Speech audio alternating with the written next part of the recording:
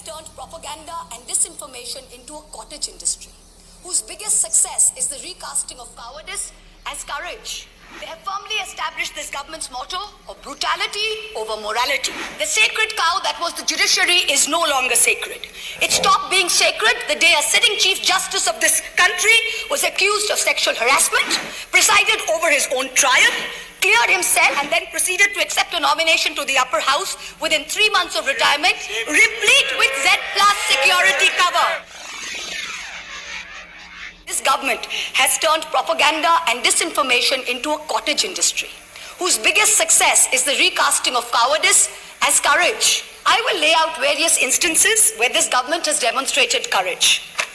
The government claims it has shown courage to bring in a law that questions on arbitrary parameters who is or who isn't an Indian. The Citizenship Amendment Act was passed in 2019 in this House on the pretext of granting citizenship to persecuted Hindus and other minorities in neighboring countries.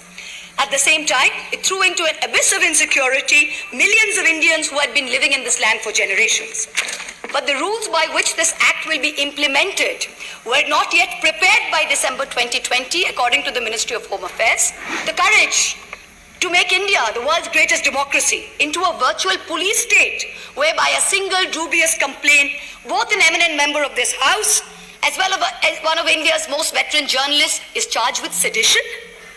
The courage to try and take over every state government by hook or by crook, whether you have won the popular mandate or not.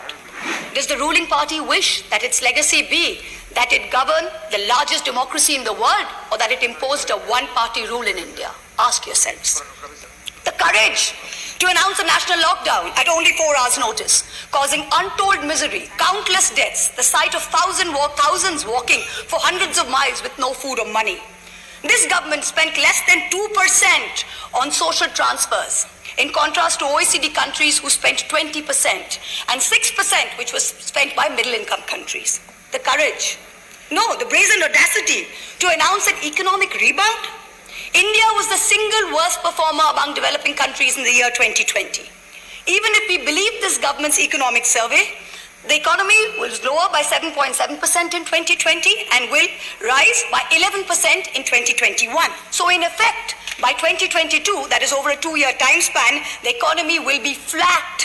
The courage to use the official channels of the Ministry of External Affairs to respond to social media posts by an 18-year-old climate activist and an American pop star, where not even one single ministry has been deputed by this government to try and look out for the food, water and basic sanitation needs of the farmers and their families who have been camping at the border for almost 90 days. And finally, the courage to bring in 3 farm laws when the opposition, farmers across the country, as well as the government's oldest ally, warned it was unacceptable. These laws were arrived at without consensus, tabled without scrutiny, and rammed down this nation's throat with the brute force of the Treasury benches. They have firmly established this government's motto of brutality over morality. And everyone else in this country has been portrayed as a coward or a terrorist, from the farmers to the students to the old ladies of Shaheen Bagh. You say you have courage. You claim you have done so many things that no other government before you has done. Yes, that is true. In true fascist fashion, you have made every act of pettiness, of vengeance, of hate, of bigotry a part of your narrative of courage. The sacred cow that was the judiciary is no longer sacred. It stopped being sacred the day a sitting Chief Justice of this country was accused of sexual harassment, presided over his own trial, cleared himself, and then proceeded to accept a nomination to the upper house within 3 months of retirement, replete with Z+ security cover. The judiciary stopped being sacred when it chose to squander the greatest opportunity that any bench of the highest court of this land has ever seen to reinforce the founding principles of our democratic republic and to uphold the rights enshrined in Part 3 of our constitution. One second, please. Premchandra she cannot discuss. 352. The Chief Justice, the conduct of the Chief Justice of India. Let the minister here, without giving the prior notice and approval of your chair. 2.5. A member while speaking shall not reflect upon the conduct of a person in high authority unless the discussion is based on a substantive motion drawn in proper items. Chief justice of India को हम लोग यहाँ discuss कर रहे हैं sir. Let me pass the observation of the chair. We will go through the proceedings. If anything, it is affecting the higher authority and anything which is unparliamentary, definitely it will be looked into. It will be corrected. Please try to avoid such observations. A very large section of the Indian media has plummeted to new depths, both in terms of lack of factual reporting as well as the total absence of journalistic ethics. And yet, even when the bar is so low, the WhatsApp chat leaks detailing correspondence between a large government-leaning media channel and the head of the TV ratings agency expose the utter filth and the crony capitalism that ironically this government claimed to be saving us from. You keep taunting the Congress about the emergency.